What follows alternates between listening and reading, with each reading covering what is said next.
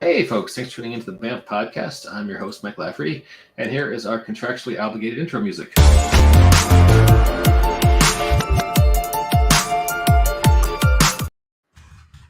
And that little video montage and musical extravaganza assures you, gentle viewer, that you are now ingesting a high quality, a high production value podcast, the finest farm to table podcasting for your geeky listening needs. And with us today, regular co-host Jacob Blackman. How you doing, Jacob? Always a pleasure to be here. Good to have you. And we are very chuffed to have Grant Howitt, winner of all the Ennies from a few years ago, one of the creative forces behind Rowan, Rook and Decard. You guys, Honey Heist, Havoc Brigade, The Spire was, I believe, the game that won you all those Ennies a few years ago. It was Hart who got us the Ennies, thankfully. Apologies, I'm a bad podcast host. That's okay, don't worry, that's fine. And a lot of them were for the art and the layouts. I just they were sent to my house, so I get to wear them. Yeah, I love that picture you had on Twitter where you're just wearing them all like Bruce Jenner at the Olympics. It was beautiful. Yeah. It was awesome. I really appreciate you using the phrase "very chuffed." It makes me feel right at home, lads. That was my entire. Call blimey, governor. Well, I talk to a lot of you Brits, so I try to alter my colonial lingo to make you feel more at home. Thank you. It's very good. I try. You have a new Kickstarter using the same system for Havoc Brigade. It's called Eat the Reich. And this sounds like a ridiculous amount of fun. I'm going to share your Kickstarter page. Can you tell us about it? Yeah, sure. So Eat the Reich is a pun that got out of hand. And I'll give you the official pitch now, which is the year is I'll do it in my best RAF squadron leader voice. The year is 1943. You were a vampire commando, coffin dropped into occupied Paris. You have one mission: drink all of Hitler's blood. Thankfully, I got a professional voice artist to read that on the video. I think this is the hardest we've ever gone in the video. Actually, we got animation, we got a soundtrack done for it. We got voiceover. We got because we had so much art from Will as well, we were able to take that and animate it and play with it. But it's very big, and I think that the bombasticness of the video matches the game. Yeah, I was really impressed. I'm a backer, but I've been a fan of your work for years and years. Just the kind of gives me those pulpy vampire meets Inglourious Bastards kind of vibe. And of course you're one of the foremost proponents of the Havoc Engine. I really enjoy it a lot. Yeah. It's before it was known as the Havoc Engine, before it was just running Havoc Brigade. You've obviously you've put together a couple of games based on it. It's the Bounty Hunter game. What was the other one? Pew Pew. Pew Pew. Yes, that was it. That was it. Yeah, we've done like 3 versions of Pew Pew now. It's been a big hit for us. So yeah. I think there's something. One of the things which I found, so it's adapted from Wushu, which is an old game from about 20 years ago by a chap called Dan Bain.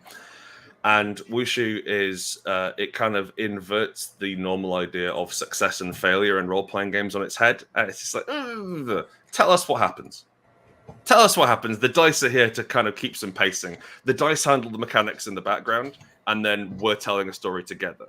And that is it's a vastly different experience from, say, Dungeons and Dragons or Pathfinder, what have you, where you announce an action, you roll to see what happens, like you check in with the gods, you check in with the fate, and then you and the GM resolve that action in turn. It's much more freewheeling and over the top, and you do the thing, and you just carry on doing the thing. And so it's kind of neat to have to not be told no in a role-playing game, but just like yes, on you go, cool, you're already cool, do the thing. Game's gonna last about 4 hours. Do the thing, and that's there's something quite liberating in that. I think it's not what I want every day, and not what I want to write all the time. But there's something fun of being that big and bombastic about it. Yeah, I mean, it's low prep. It's low effort to run. You don't have to stop. Wait, let me check page 47. Oh shit, there's another table over on page 85. I'll get right back to you. It's you can just pick it up and go. It's a good time in a box. Hang on, I need to look at the damage reduction on this type of door. Yeah. Nah. Yeah, it's more cinematic. Hey, because I am a consummate professional podcast host, I've made a tiny URL for Eat the Reich that is flowing across the banner underneath us because it's easier to read than the Kickstarter link. It's tinyurl.com/Eat the Reich. So check it out now. Go hit Grant's game. He's got, I want to say 2 weeks left. Yes, it's got 2 weeks left. 2 weeks left yesterday, I think. It's going great guns, lads. It's doing well. Well, everyone loves vampires, and everyone wants to kill Nazis. Pretty much. So most people. Yes, certainly most people. Certainly, a lot of people want to do both. Yeah. So you have a winning combination here. Yeah, I think it's the easiest sell I've ever had to. I've ever done with a game. Easier than Honey Heist, easier than the damn sight easier than Heart. But just okay, you got to drink all of Hitler's blood. Cool. Okay. Yeah. Sure. Let's do it. Yeah, it's an easy elevator pitch. Yeah, and also Will's art is top draw. It's absolutely gorgeous. The level, the attention that he's given to everything. Like he's doing every single spread individually. So every double page spread is has original art from Will on it, not just in terms of illustration, but the fact that every page is made up to look like a dossier. Mm-hmm. I haven't got any screenshots actually of pages on the Kickstarter, but everything looks like a World War II, like 1940s dossier, which has been opened. And so he's put a load of little like side jokes and references and various things around the page. It's a very rich book visually. He's done incredible work, most of which people haven't seen yet. Yeah, it's an absolute honor to work with him. Honestly, he's incredible. It's really amazing how well the right artist can elevate a product. Mm-hmm, mm-hmm. And it's been lovely to collaborate with him. I did the same thing with Eat the Reich, Orkborg a couple of years ago, which is a Morkborg hack where you place orcs from Warhammer 40k, but we don't say that. And I collaborated with an artist called Roland Kunz, who operates out of Texas. And just it was a different experience. Like normally when we do a role-playing game, you write the book, you contact the artist, and you're like, right, we need 6 pieces, we'll give you X $100 per piece, do the thing, we'll come back, we'll make it happen. And then for this to be like, okay, Will gets half the profits, we get half the profits from the game, and that's in perpetuity, which just means that with Will and with Roland, the level of artist involvement, the level of layout, the level of attention to detail, like they can afford to give it more of their time because there's a decent payout coming at the end of it. And it just means that you get such a paying artists fairly, weirdly, makes good art, if you can imagine such a thing. We certainly do appreciate working with people who give us our proper pay. I don't know credit. I should have introduced Jacob is actually a working artist in the RPG field, so he has a special affection for your position there. So yeah. No, we one of our 6 company outlines is everyone gets paid, and we try to pay everyone over the top, because this industry, like trying to get, especially like art and writing in this industry both, it's like everyone's underpaid. And everyone, like especially in an industry which has such a low level of entry, considering like we've got itch.io, we've got Kickstarter. You don't need to have a traditional relationship with the publisher. Someone will do your job much worse for free, and so it's quite exhausting to actually try and do it properly for money. But here we are, we're doing okay. Scraping by with £250,000. Yeah, it's just like you wanted 25,000, and you're getting $250,000 already. You're almost up to 300 million. We're doing tremendously well. I will say, I wish that I got to put all that money in my pocket. That would be lovely. But we have. But you have to pay your production staff. We've got to pay my bloody mortgage. But I've got there's Rook and Decard is 8 people now. So it was originally me, Chris, and Maz, and we've expanded out. We've just brought on someone as well to handle comms. And so we have a lot of responsibilities. We have to consider, like, not just, oh great, we've made $300,000. Let's go out for dinner. It's like, we've made $300,000. We've made $300,000. Let's relax for the next 4 months. Let's not worry about having to get that. So it's much more about like long-term investments and we'll get the profits eventually. Maz has a brain the size of a planet and does stuff with spreadsheets and our finance director, and I don't pretend to understand. But I still have a house, so it must be working.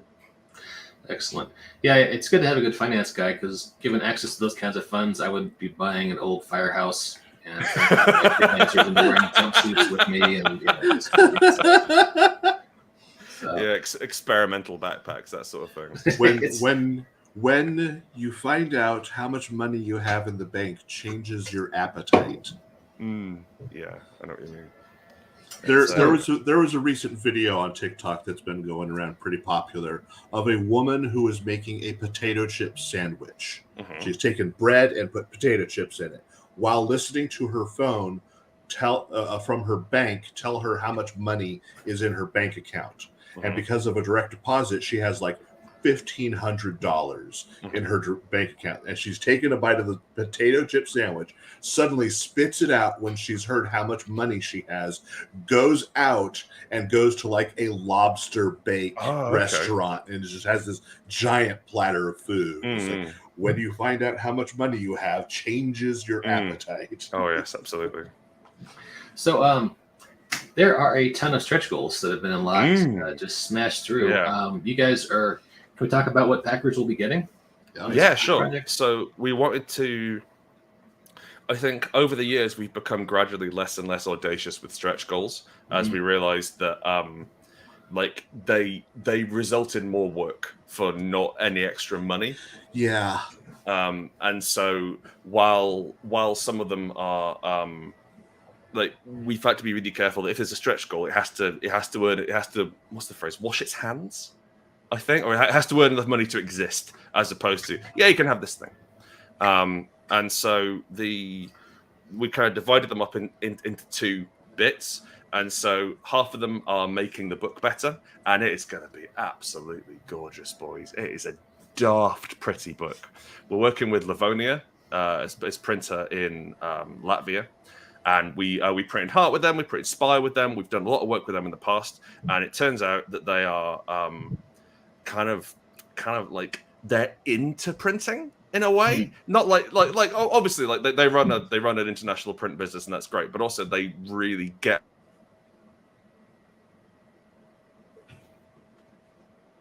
I think we lost him. We're back. There you go.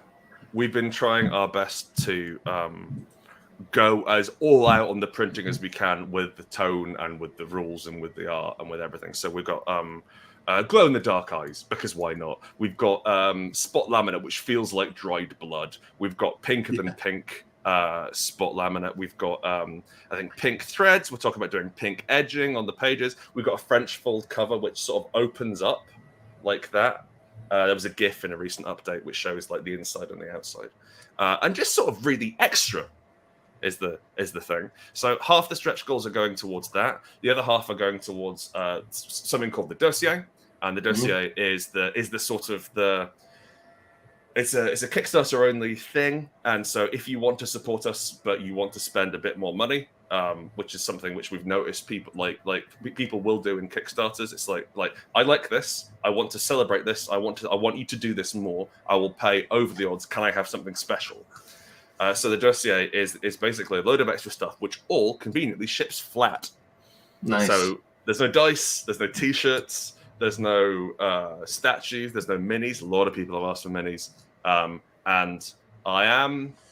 Well, it won't be with the Kickstarter, but God, I'd love to make some miniatures of it. So we're looking to see if it's possible. It might be fun. It might be interesting. Well, I like the fact that one of your stretch goals was bonuses all around. Making sure your staff is taken care of. That's a great. That's a great stretch goal. It's like honestly, I would kind of wish we put it in earlier, and we did the same thing with Die. Which Die got, I think I got $500,000 or what have you, which was daft money. But then we spent most of that on delivering books. It's like there's a stupid amount on delivering books, and a lot of books as well. But the I gotta say, I love your character sheets. I love the. I'm showing them right now. Just the coffin motif. That's beautiful. I love the way you guys designed that. It's really cool, and especially like so. It was Will's idea to have the spread, but it was really nice because it let him do an illustration of effectively the vampire at home. So Arena's got all this posh stuff, and then like Nicole, the revolutionary fighter, is in a bathtub with a cigarette in her mouth, and Astrid, the sort of the spirit tamer from the boreal woodlands, is in a stone coffin. And so it was really able to sort of communicate more about those characters through the backdrop and really sort of lean into it, which I really liked. Yeah, it is awesome stuff. And I see your clean sample of play. I did that in Pew Pew, which was my my homage / takeoff on the Havoc Brigade system. And Jacob drew up a 2-page comic for us that he did for our example of play. So it's cool to see you guys doing something similar. It's always an interesting challenge because people say like, "Oh, how does the game work? And how does it?" And what's the game about? Can we see an actual play? And it's like we are going to get an actual play sorted before the end of the Kickstarter. We are going to get something launching, hopefully next week, so we can at least have like session 1 broadcast. But there's a desire, I think, to learn a lot about the game and to see, like, can we see it played? Can we see all the rules? Can we see the quick starts? Like, can you just buy the game? It's good. It's good. Like all the other ones were good. This one's probably going to be good as well. Can you just sort of trust us on this one? So there's and you know, it's fair that people want to see the thing, but I think that one thing like I've always been quite wary about releasing quick starts or releasing sawn-off versions of games. You got to be really careful with it, because once you hit a certain level of game and a certain level of production quality and a certain level of attention to detail, then by releasing a quick start, you're kind of doing the game a disservice. And it's a bit like going to a fancy restaurant and then getting it served at room temperature in a plastic box, as opposed to sitting down and having the experience and everything's nice there and do the thing. And so, kind of take some of the, like as you say, the experience, sitting down with your friends, opening up the box for the first time, saying, "Oh my God, look at this! Look at this! Look at this!" And you know, and there's definitely some fun to be had there. And so all the stuff in the dossier folds flat, or packs flat. So we've got a load of patches, basically like merch on top of it. So we've got patches. We've got 4 designs now. So you pick one of those. We've got a challenge coin, which also glows in the dark, which we can have done, which is very cool. We've got a bookmark from the Order of Nuns who donate blood for the coffin drops. We've got what else we got? Bunch of stuff, broadly. Bunch of interesting things. Oh, we got character sheets. Oh, and we have pin-up postcards. Nice. Because I was like, I've been so like Will's the lead artist, was the artist on this, and I've been in touch and sort of trying to nudge things in various directions because we're publishing it, and so we have various standards of various things which we will and won't do. And I've had to I had to say we really want the characters to be beautiful, but not cheesecake. Like not sort of like oh you've caught me bending over and everyone can see my bottom. No, like, which is kind of a common pose for your elven sorceresses, you know, like oh, you found me doing a spell. So I was really keen to sort of like, okay, we don't want any of that. We want to make sure that the characters are beautiful, the characters are attractive and interesting to play, and varied and diverse and weird looking but intriguing looking. And then Will's also going to do a series of 6 pin-up postcards where I'm going to give him none of the don't do cheesecake things. And these are inspirational postcards for the troops. That's fun. And one of them is going to be a beach shot of a half man, half bat reclining with no trousers on. I don't know how that's going to work out. But I'm really looking forward to that. All right. So the PDF is pretty easy. That's just looks like it's £12 for the PDF. The book at the next level is. Oh wait, I'm sorry, I misspoke. Yeah, wait. It goes. It's there's retailer first. Which doesn't really count as a retailer. And there's book, PDF. So PDF, book, dossier, and then the box, which we ran out of almost instantly. Oh, those are all gone. Oh, reward no longer available. Okay. I think the box sold out within the first hour. Customized ammo box filled with vampiric ephemera. That is enticing. Okay. Yeah. Yeah, it's also going to take. So Will and I are making them by hand, basically. Oh, okay. Nice. We've got a source on some ammo crates. We've got a source on like basically making props to tie in with all the different vampire things, and then all the patches, all the extra guff goes in there as well. But we wanted to make something which was weird, and which you couldn't really sell any other way. We couldn't set up a business doing personalized boxes, but we can tie them to this and say that, right, here's the thing. Like, in terms of man hours, in terms of like cost, we're not making a lot of money on the boxes, despite the fact they're 300 quid. Like, that's not like the smart, like, we're making the money on the books, we're making the money on the dossiers. And that allows us to, keep the business running, keep roofs over our heads, pay everyone's mortgages. But the boxes, I think, are a way of, if people really like what we do, and Will has a lot of really hardcore fans as well, because like he's been doing art for a long time, and people really like what he does. If people really like what we do, they can put money towards that, and then it's this. Hopefully, people will take pictures and share it around, and people can do unboxings and stuff. And I got black cigarettes from the pockets of hanged men. It turns out there's some really interesting laws about what you can and can't ship internationally. Yeah, that's true. Cigarettes are fine as long as you don't lick them. I roll my own cigarettes, but if you licked something, you can't put it in a package. There's all sorts of very interesting and strange rules around what you can and can't send. But I used to work in a customs house, and we, right on your desk, you had this very thick, the United States Custom Code. And at one point, I had large sections of it memorized, and it's odd and arcane. And some of the rules, like you say, are very idiosyncratic. That's interesting stuff. We'll see what we can get away with, and also what I can say is wolfsbane, because wolfsbane is apparently hella poisonous and very expensive. So I'm going to get some things which look like wolfsbane, and maybe just have a little note saying, please don't eat anything in this box. All right, sounds good. Well, hey, just to let people know, that's tinyurl.com/eatthereich. This coolness we've been talking about with Grant for the last half hour, you get it scrolling very slowly across the bottom of your screen. You can come check it out. 12 days, rather, left to back. And it'll be more fun than you're supposed to have legally in most places. So check it out. Get your cool vampire World War II goodness. Jacob, any closing thoughts before we wrap it up?